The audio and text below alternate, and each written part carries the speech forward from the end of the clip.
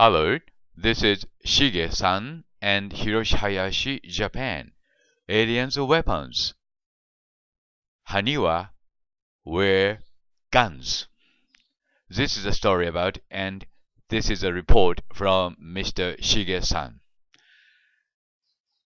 In Japanese, 埴輪の中には腰に銃を吊り下げているのがあります。しげさんからのレポートです。これは日本の埴輪ですね。で、しげさんがですね、埴輪の中にはこんな、極めて銃らしいものを持っているものがあるという報告をしてくださいました。気がつきませんでした。空想は知識より重要であるとアインシュタインは言っています。ハンマーでもないし、ナイフでもないと、しげさんはそういうふうに書いてきてくださいました。井戸尻にですね、私前から気になっていたんですけど、これは土器ですけども、アフラマズダを表しているわけですね。で、真剣を表す輪が首の後ろについています。で、同時にこの、香炉滝っていう香が見つかっているわけですけども、香滝ですね、が見つかっているんですけど、逆さまにして据え付けますと、エジプトのギザ高原で見つかった発掘物に似ているわけです。で、これをガッと伸ばしてみて、平たくね、写真を撮ってみたのにあるんですけど、その中にこんな奇妙なもの、いわゆるこの土器の正面分に当たるところにこんなものが書いてあるんですね。で、これは確か前から気になったんですけど、これ銃じゃないかと思うんです。大型の銃ですね。で、頭に丸いものがついてますけど、ここがいわゆるエネルギーを発光する部分じゃないかなと思うんですよね。で、ここから、例えば、ジャッとね、光線、レーザー光線のようなものを当てて相手を倒すというわけです。で、この、武器らしきものとですね、今回、しげさんが指摘してくださいました、この武器らしきものとがですね、コンセプトは非常によく似てるんですね。上の銃をですね、土器で表せばこのようになるのかなと思います。他に小型の土器もこうして書き込んであるといいますか、土器の中に掘り込んであるわけです。で、これを並べてみますと、やっぱりコンセプトが同じなんですね。頭の部分になんて言いますか、つくしの頭のようなものがくっついてるわけです。で、ここから、レーザー光線のようなものを発して、そして相手を倒すというわけです。しげさんが、こうしたものをね、エイリアンも使っているんじゃないかということを、指定してくださったわけですね。で、ところが一つおかしなことがあるんですね。これは西部劇の、銃を放つシーンですけども、銃のね、握りがですね、後ろを向いてるんですよね。ところが、埴輪の方はこれが前に向いてるんです。ということはですね、人間のように、手を下へ落としてやるんじゃなくて、手が長いせいもあるんでしょうか。反対側の腰の反対側につけて、そして反対側の手で取って相手を倒すと。そのように考えられますね。と考えると、やっぱりこれは非常になんて言いますか、効率よくできた銃だということになります。そのエイリアンには武器があるのかないのかですけども、当然エイリアンにも武器があるんですね。そのことはエリア51でですね、長い間エイリアンと一緒に生活していたことのあるチャールズ・ホールという人がですね、証言し、それを本にしました。そのレポートですね、これは。レポートが、はっきり言えば要約ですけどもね、それがこうして公表されています。で、その中にですね、チャールズ・ホールさんが、証言なさっている中に、武器に関する部分もあります。それは後で、私が翻訳しましたので、それを皆さんに紹介させていただきますけども、チャールズ・ホールさんはですね、大変そばでですね、極めて、なんて言いますか、トールホワイトなんですけどもね、いわゆるギリシャ彫刻で表されているトールホワイトの、なんて言いますか、エイリアンのそばで働いていたわけですけども、その、詳細に、そばで見ていたわけですね。で、信憑性はともかくとしまして、カナダのですね、ヘンポール・ヘリアさんですか？ごめんなさい。名前ちょっと違ってるかもしれません。ヘリアさんがですね、彼の本を取り上げて、議会で証言していたのが印象的でした。で、こうして、チャールズ・ホール氏は、エリア51にいたトール・ホワイトの、ことについてこのように語っているわけです。で、その中に、チャールズ・ホール氏がですね、そのトール・ホワイトの持ってた武器について次のように語ってますね。のっぽの白人は人間よりも反応が早いと。で、素早く警告なしでその場で切られたり血を流したりするかもしれないから気をつけなさいよと。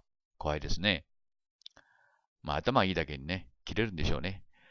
で、鉛筆型の武器を持っていて、相手を失神させたり、麻痺させたり、催眠をかけたりすると。で、ひどい痛みを起こさせることもできると。で、まあ、それをしばしば使うってわけですね。ですから、エイリアンも武器を持っていたと考えるのは当然ですよね。自然なことです。で、まあ、チャールズ・ホーさんに言わせればですね、トール・ホワイトは非常に人間に対しては高慢であると。で、ここに子供の話が出てきますけども、ハイブリッドのエイリアンですから、自分自身は妊娠・出産はしませんね。で、ここにも書いてあるように、あてがわれるということになるわけです。どこかでね、作られた人間の子供がですね、ある時に、いわゆる仮の親を決められて、そしてそこへ与えられて、これは今日余計なことですけども、そんなことはここに書いてあります。で、続くビデオ600号の中でですね、もう少し詳しく解説しますので、どうかまたご覧ください。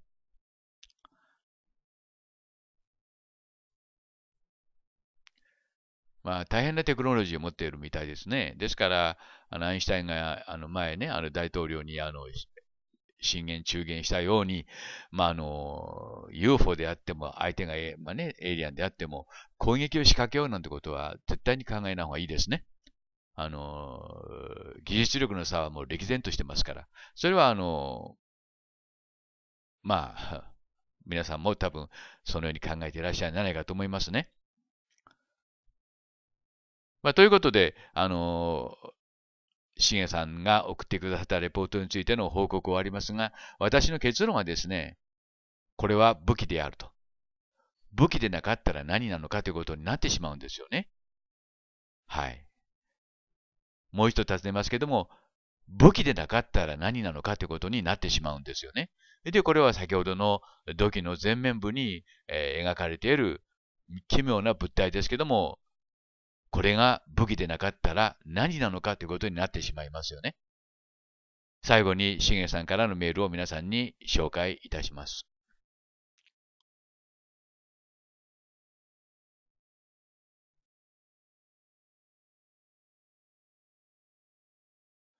銃のように見えるというわけです。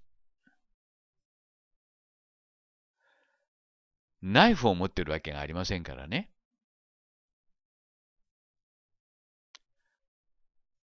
ということです。最後に、アインシュタインは次のように言っています。Imagination is more important than knowledge. 非常に重要な言葉ですね。ということで、今日のこのビデオは終わります。続くビデオ600号、946号ですね。ごめんなさい。をよろしかったらご覧ください。Thank you very much for watching and see you next time. Bye. Hello, this is Hiroshi Hayashi, Hamama City, Japan. Tall white. Mr. Chris Grow introduced or showed two photographs or pictures of tall white in Japanese. クリス・グローさんという方がですね、真偽のほどはわかりませんけども、トール・ホワイトの写真を2枚紹介しています。この人は性別はわからないそうです。男か女かわかりませんけども、トール・ホワイトだっていうんですね。で、メモを見ますと、外惑星人、エクセトリシャル、ビーングですね。そしてノルディック、北欧系であると。身長は153から193で、人間よりは高いと。髪の毛はブロンドであると。顔は真っ白。チョークホワイトって言いますね。で、テレパシーで交信すると、人間とはね。で、体型は人間と共通しているということだそうです。その、クリスさんのですね、原稿というか、その説明を翻訳してみました。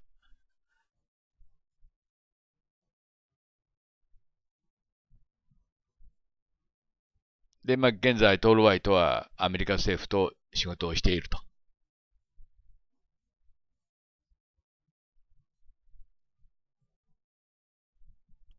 それについてのビデオはこの後につなげておきます。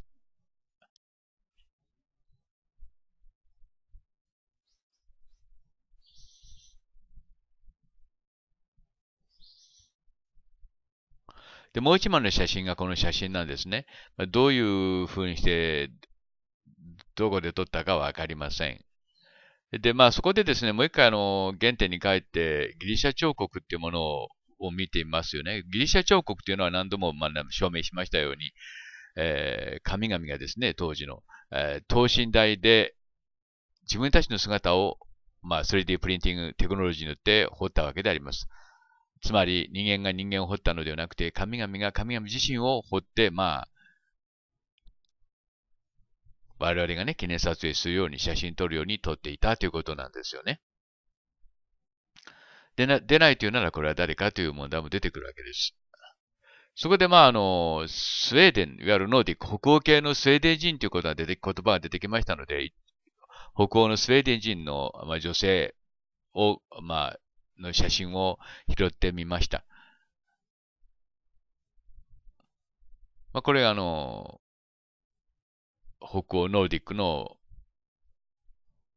私も、ある程度見慣れていますが、北欧系の人だということは納得します。一方、ギリシャ人はどうかって言いますんですけど、ギリシャという国はもういろんな民族が入れ替わり立ち替わり入ってますからね。しかしこのあたりがギリシャ人かな、トルコ人の一部も入っているだろうし、というようなことで、現在、いわゆるその血の交流というか、が盛んに進んでますから、ギリシャ人というのは分からなくなってきているわけです。この女性なんかそうじゃないかと思うんですよね。で、一度比べてみますと、これが北欧系ノーディックの女性ですね。そしてこれがギリシャ系、トルコ系の顔が少し入ってるかなっていう感じです。で、ギリシャ彫刻がどちらに近いかってことなんですけども、先ほど言いましたように、ギリシャ人の顔、古代ギリシャ人の顔っていうのは分かりませんのでね。しかし、彫刻を見る限り、すでにもうギリシャ彫刻に表現されている顔は、明らかに北欧系の顔ですね。ですから、この、クリスさんが紹介しておられる、このトール・ホワイトの顔が、本物かどうかということは分かりません。それは別にして、これがトール・ホワイトかなと。私はイエスとも言うことはできませんし、同時にノーと言うこともできません。トール・ホワイトに関するビデオはこの後つなげておきますから、どうかご覧ください。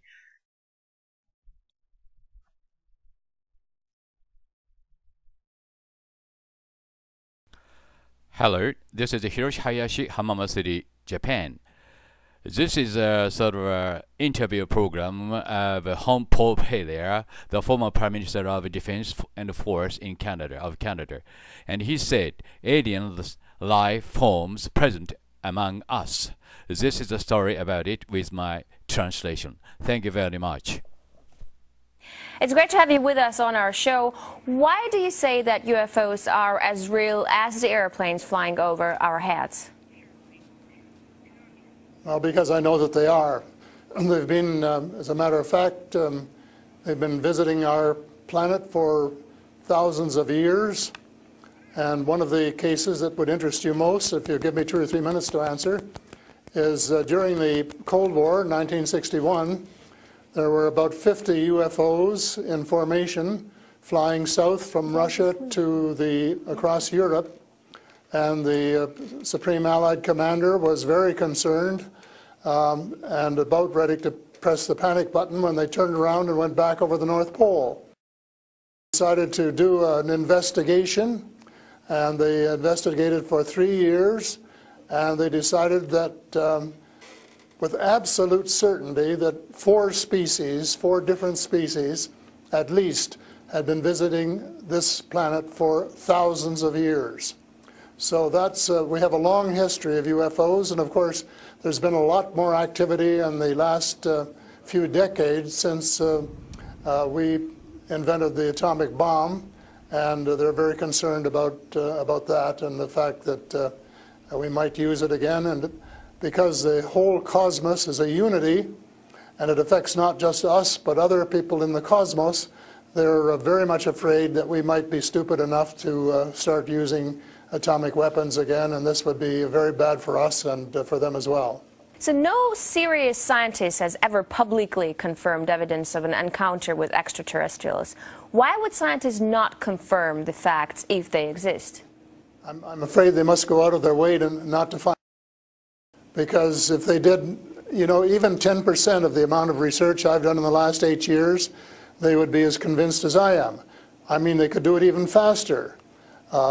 Might take them a little longer, a military background, but there are so many wonderful books that tell these stories, and they've been authenticated. The sightings have been authenticated by more than one witness, and also by radar, and they have landed in various places around the world, including Russia.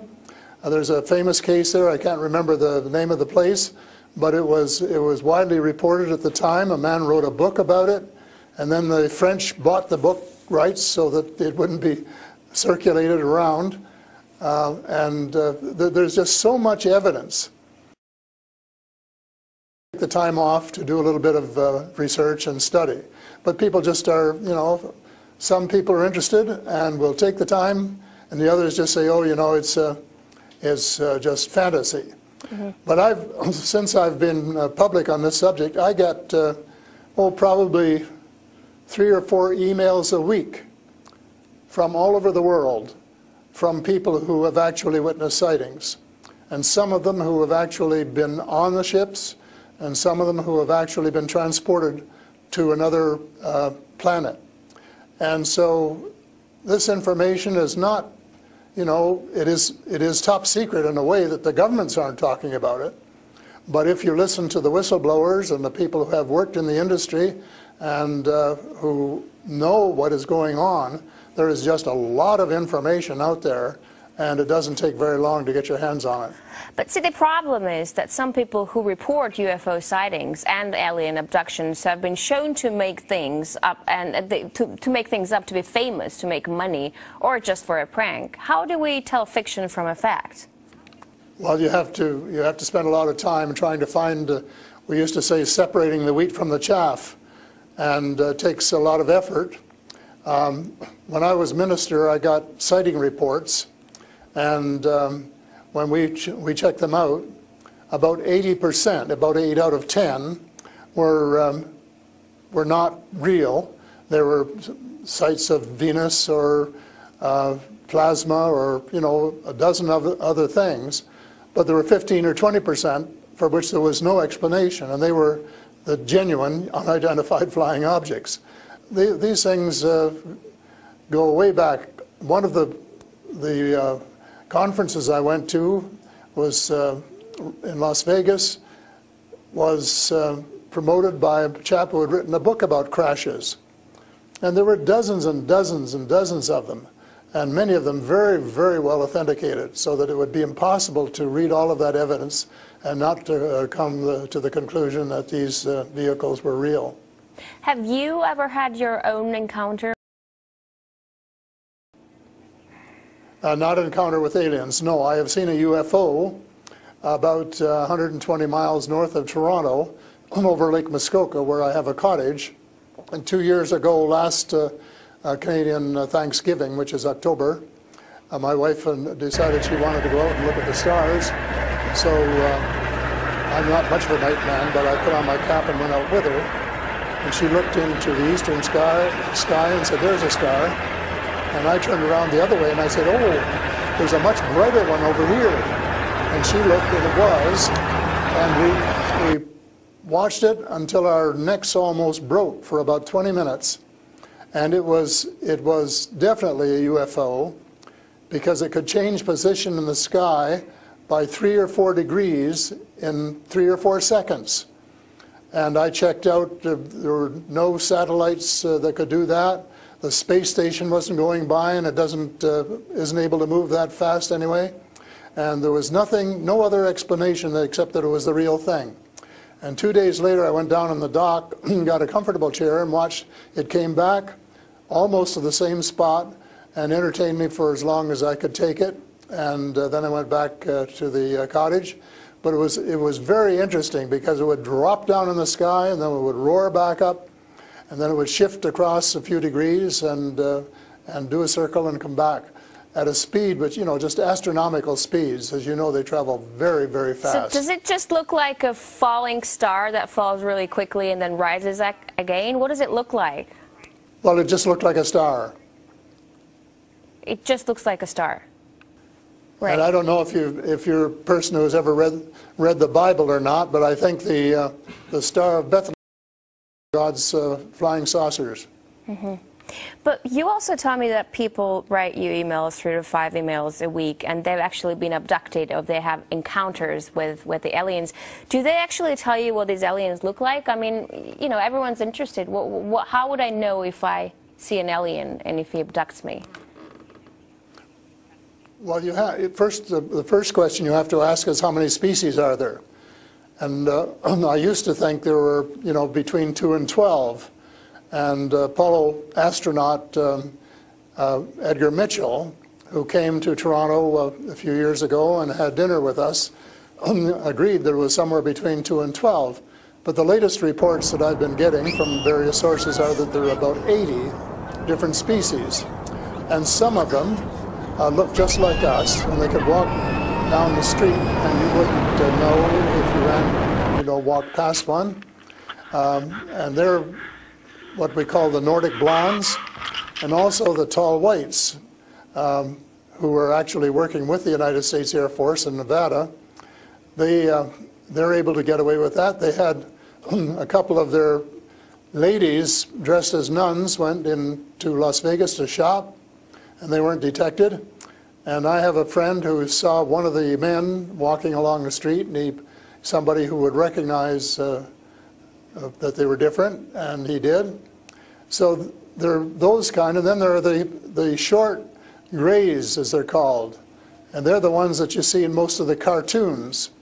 They're have very, very slim arms and legs, and they're very short, just a little over 5 feet, and they have a great big torso and a great big head and great big brown eyes.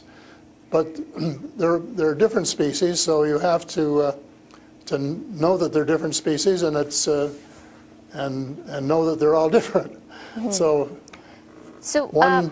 if you saw the short gray, you'd certainly know that there was something up that you'd never seen before.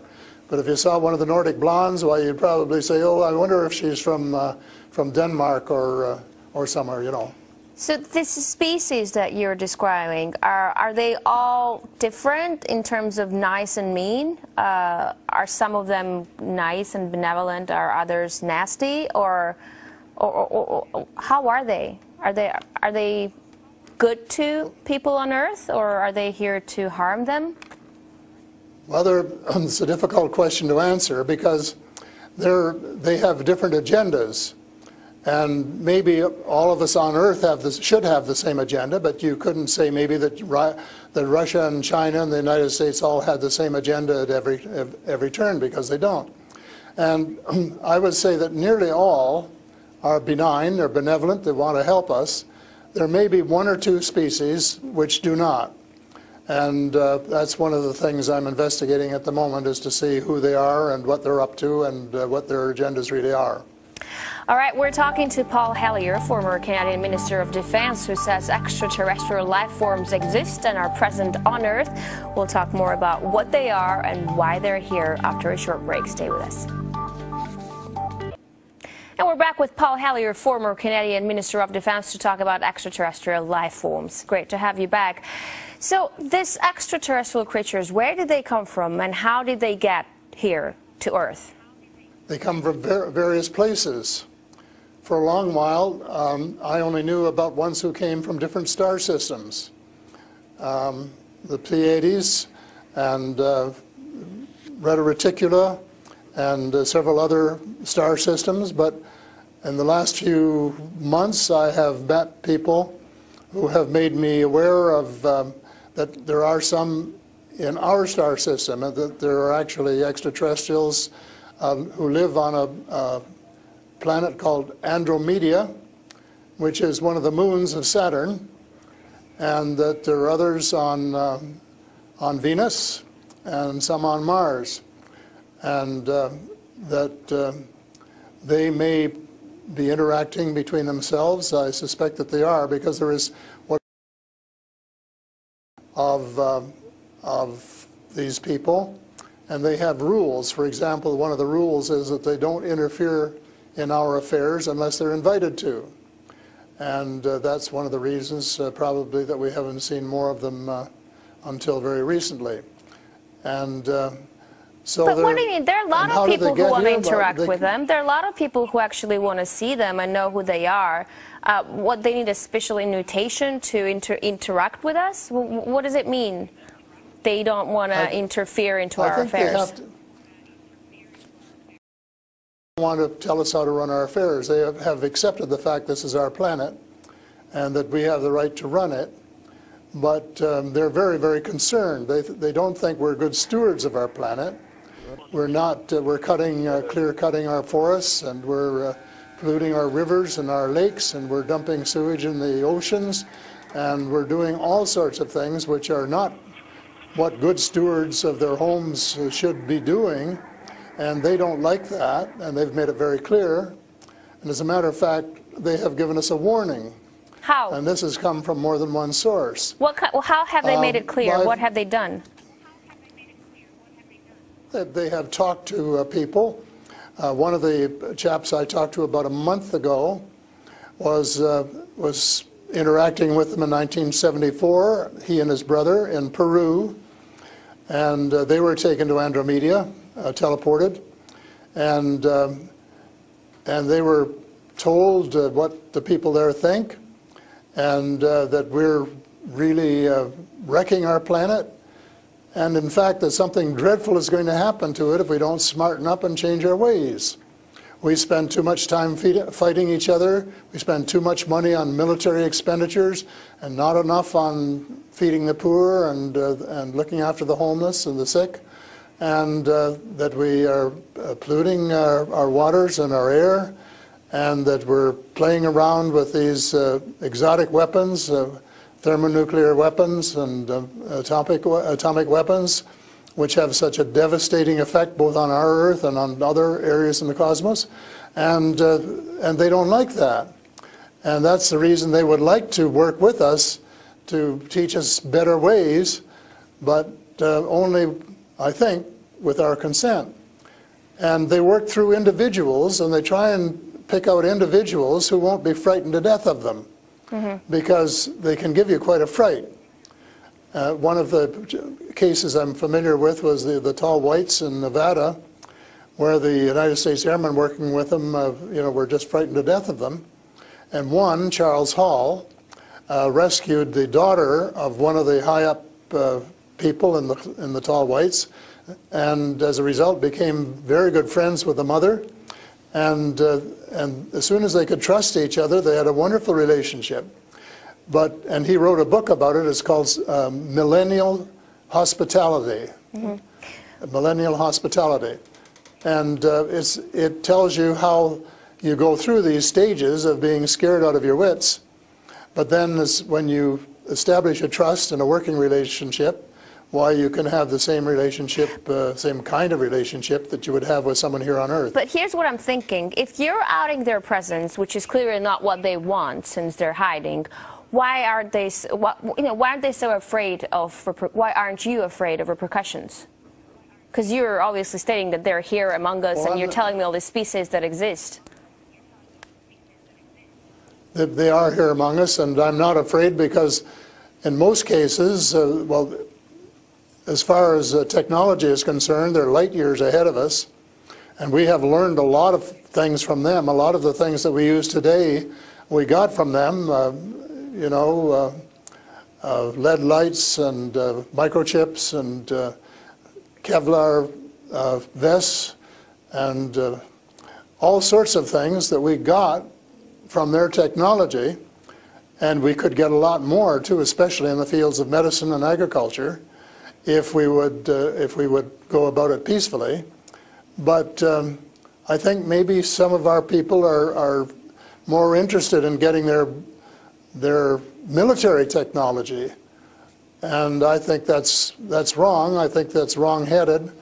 And that's one of the things that we're going to have to change, because we're going to have to work together, Talking about all of us, everywhere on the planet. You mentioned military technology and swapping technologies and barters between between aliens and people in American government. I want to ask you, as a former Minister of Defense of Canada, is interstellar war a possibility? Should we be creating a Star Wars force to defend ourselves from possible invasion or something like that? Well, I think it's a possibility, but it's a possibility especially if we shoot down every UFO that comes in our airspace without asking who they are or what they want. And right from the beginning, we started scrambling planes and trying to shoot them down, but their technology was superior enough that we weren't able to get away with it. Certainly not for a long while. And during that period of time, they could have taken us over without any trouble if they'd wanted to.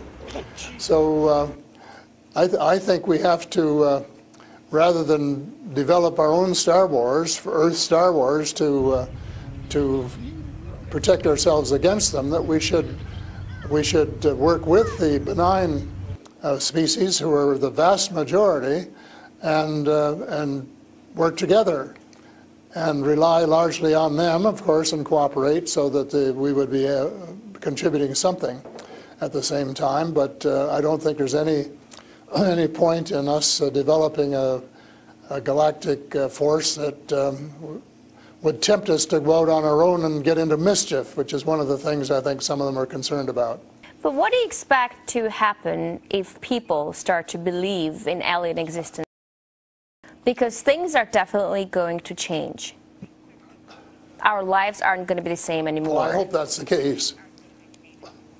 I hope that's the case, and I'm all for full disclosure, and I'm going to push very hard for full disclosure in the book I'm writing, and to give some reasons for it, things that we really have to know and have a right to know, and that our future as a species, and here I mean, you know, all of the species in the world, are potentially at risk if we don't figure out what's going on and work together to try and make life more amenable for all of us.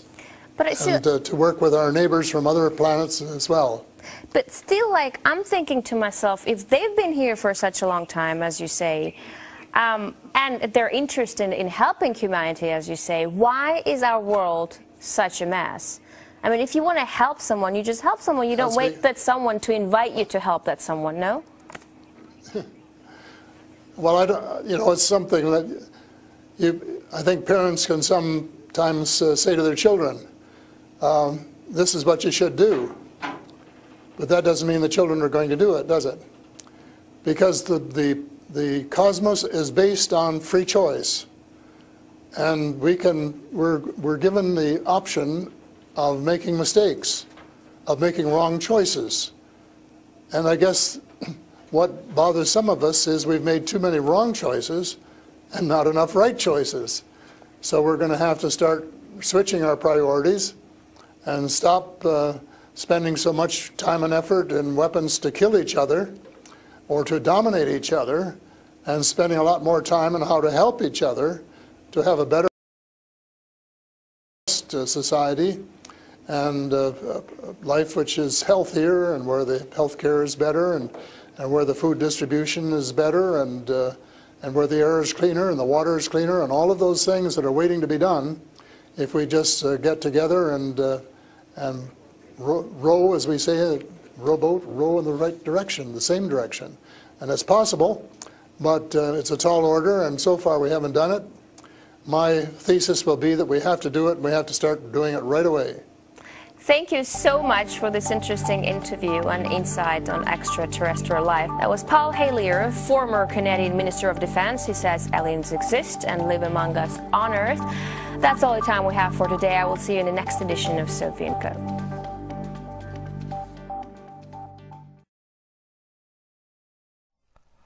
Hello, Former Prime Minister of Defense Force of Canada, Mr. Paul Hiller, stated at the Congress that UFOs are as real as airplanes flying over the head. This is a very shocking news, and also he said at least 2 of them are probably working with U.S. government. I believe other species that I learned about were long ago called tall white. This is the story about it. Thank you.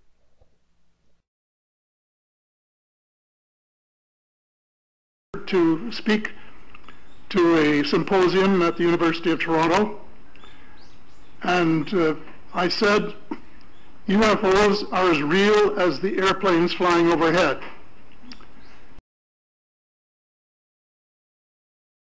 On Earth at this present time, and at least 2 of them probably working with the United States government.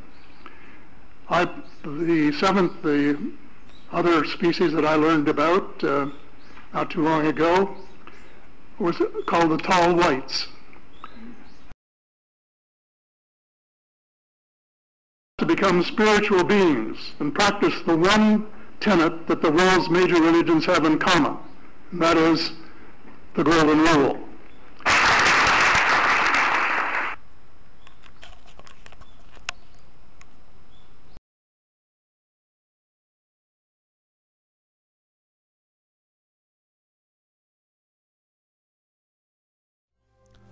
Hello, this is Hiroshi Hayashi, Hamamatsu, Japan.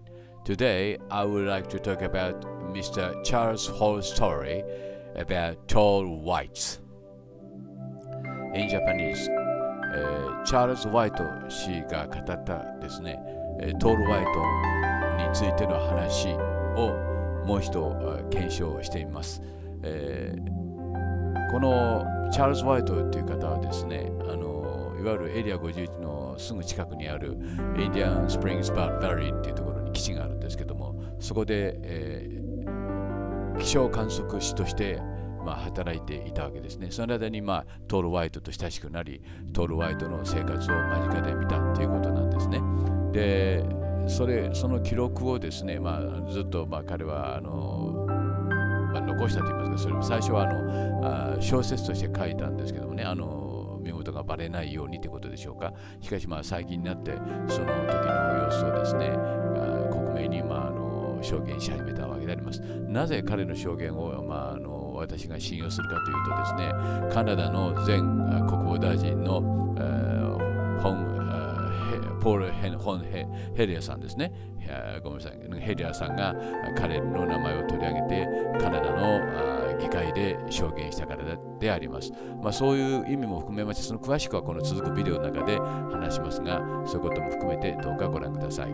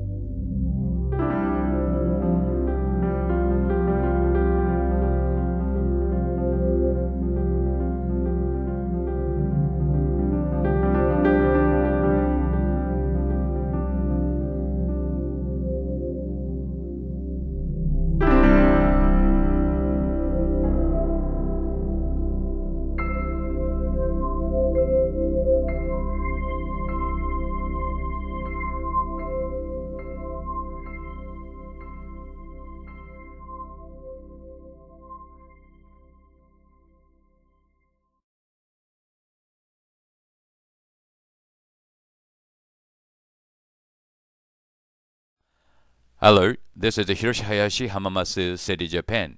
Taka-san in Tokyo let me know the information about tall white. Tall white is sort of an alien, extraterrestrial aliens, and this is a report about it. 皆さんこんにちは。東京のタカさんからトールホワイトに関する情報が届きましたので、今日はそれを紹介いたします。トールホワイト、肌がですね、チョークのように白くて背が高い、エイリアンのことというわけですけども、トールホワイトがどういう人物、エイリアンであるかは次のビデオをまずご覧ください。Hello, this is Hiroshi Hayashi, Hamama City, Japan. When Mr. Paul Hellyer, the former Minister of Defense Force of Canada, stated about a man whose name was Tall White, it reminds me of a man in a picture. This is a story about it. In Japanese. カナダの前国防大臣がですね、Tall White、のっぽの白人という言葉を使ったときにですね、私はこの絵を思い出しました。この絵の中に描かれているこの人こそそのトール・ホワイトではないかなと思ったのであります。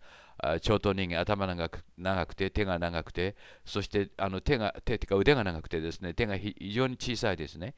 で、顔が白いと。それでこの絵にもう一回着目してみたわけです。で、今日のビデオはその物語ですけども、その前にいわゆるポール・ヘリアさんのですね、皆さんに証言を聞いていただき、またその後にもう一度この絵画の謎について迫ってみたいと思います。どうかお楽しみください。Hello. Former Prime Minister of Defense Force of Canada, Mr. Paul Hellyer, stated as a Congress that UFOs are as real as airplanes flying over the head. This is a very shocking news, and also he said at least two of them are probably working with U.S. government. I believe other species that I learned about were long ago called tall white. This is a story about it. Thank you.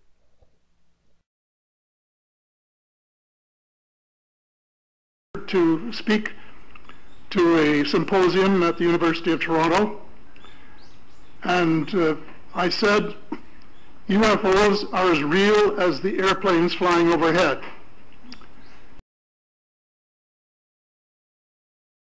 On Earth at this present time, and at least two of them probably working with the United States government. The other species that I learned about not too long ago was called the tall whites. To become spiritual beings and practice the one tenet that the world's major religions have in common, and that is the golden rule.